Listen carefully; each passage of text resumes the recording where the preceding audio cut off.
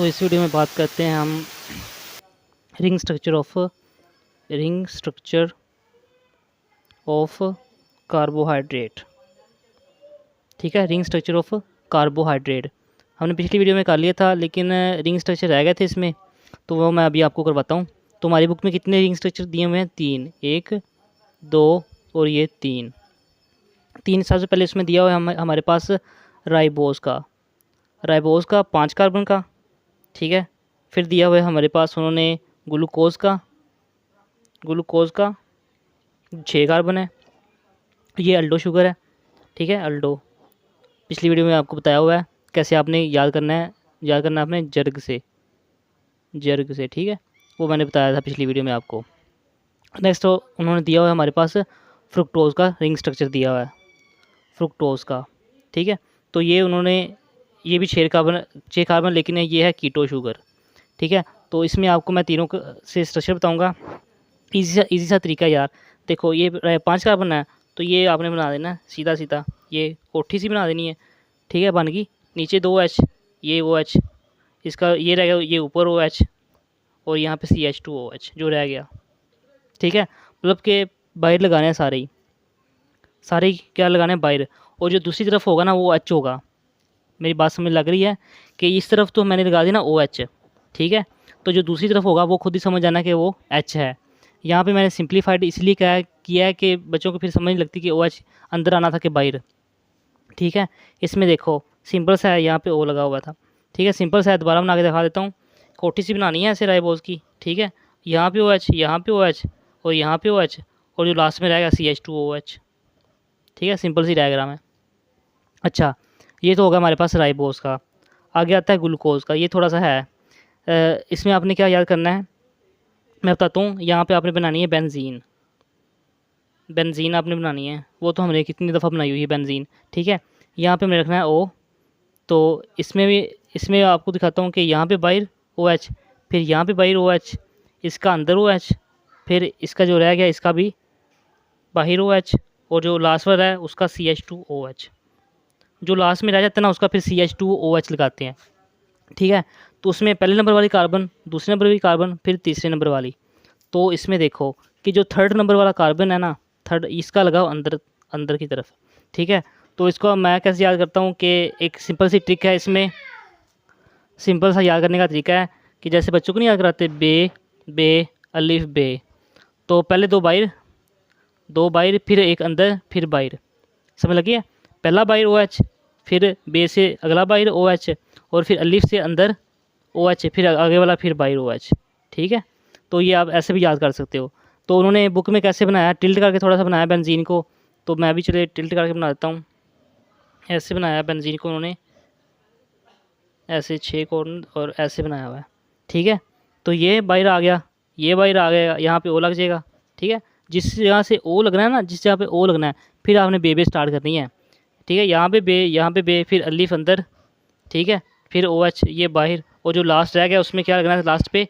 CH2OH। मैंने बताया कि जो भी लास्ट में रह जाए ना तो CH2OH लगा देना। बे अलिफ बे, बाहर अंदर बाहर। ठीक है, बाहर अंदर बाहर। तो लास्ट वाला रह गया हमारे पास फ्रुक्टोज। ये कीटोज शुगर है। इसका भी आपको मैं दिखाता हूँ बना के कि ये थोड़ा सा है इसका, ये वाला बना वैसे राइबोस की तरह ही है, लेकिन इसमें क्या होगा कि 2 कार्बन बाहर आते हैं इसमें। पहले OH नीचे की तरफ, ठीक है, फिर अंदर की तरफ OH, फिर नीचे की तरफ OH और ये CH2OH।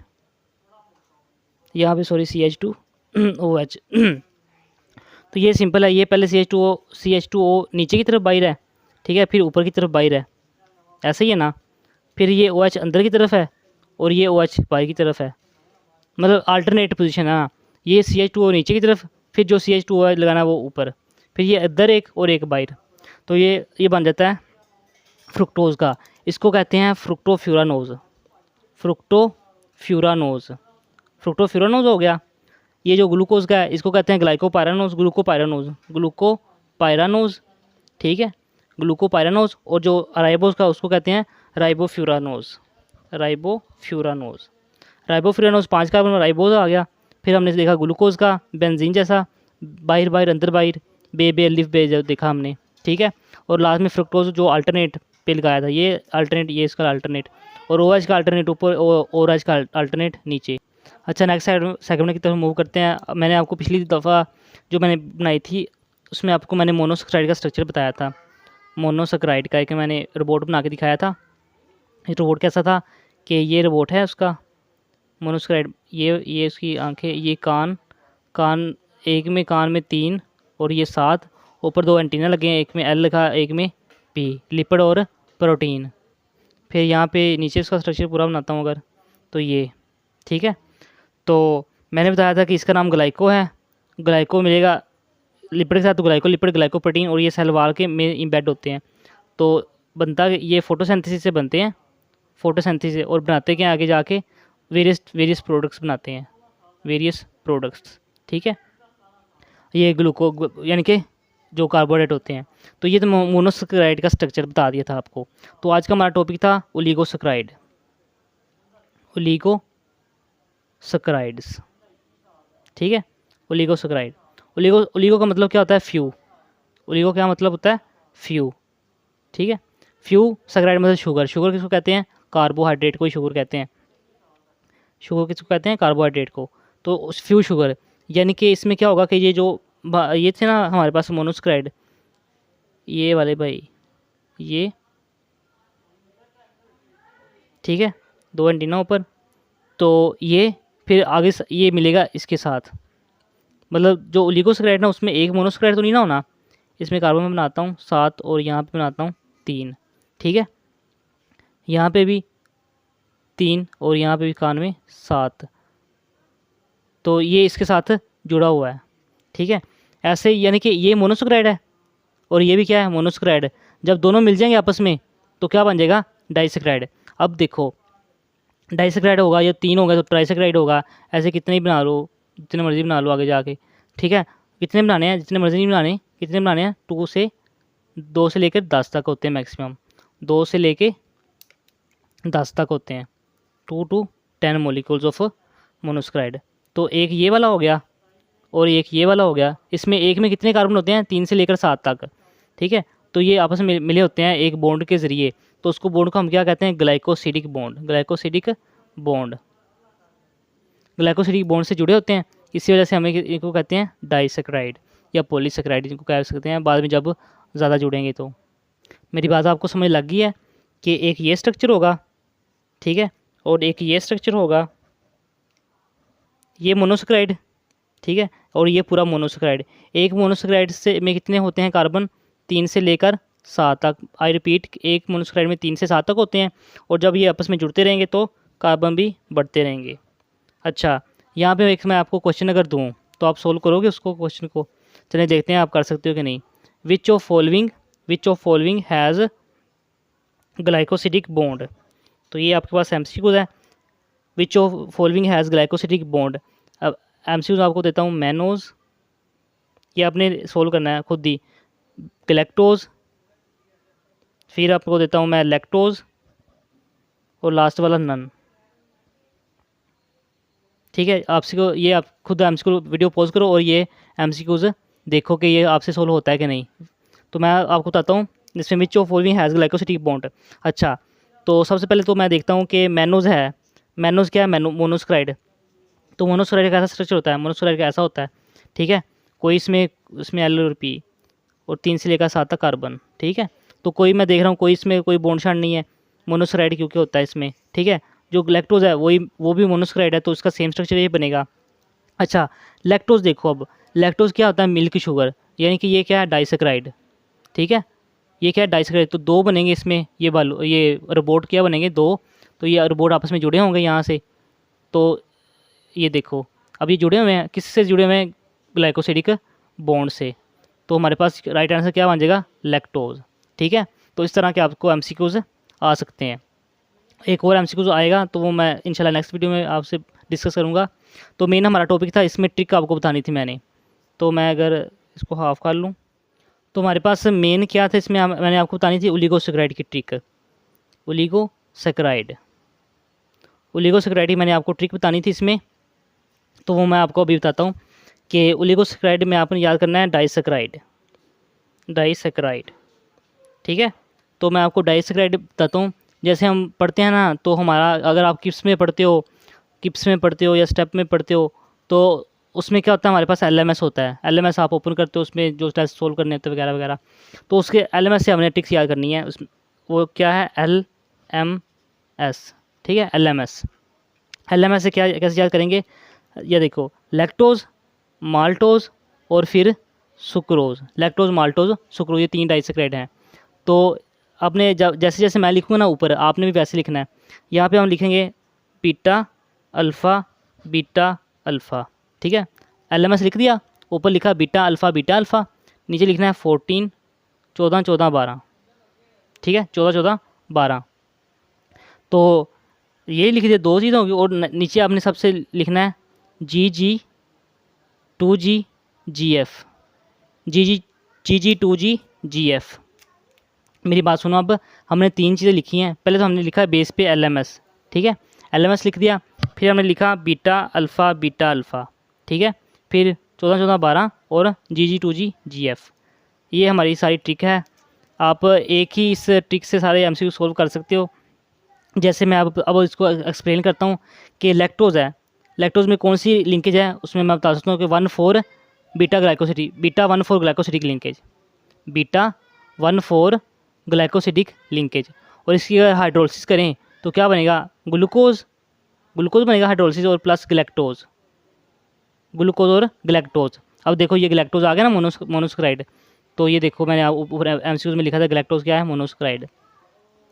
तो ये आ गया हमारे पास ग्लैक्टोज। फिर हमारे पास माल्टोज, माल्टोज में कौन सी होगी भाई, ये अल्फ़ा 1,4 ग्लाइकोसिडिक लिंकेज है।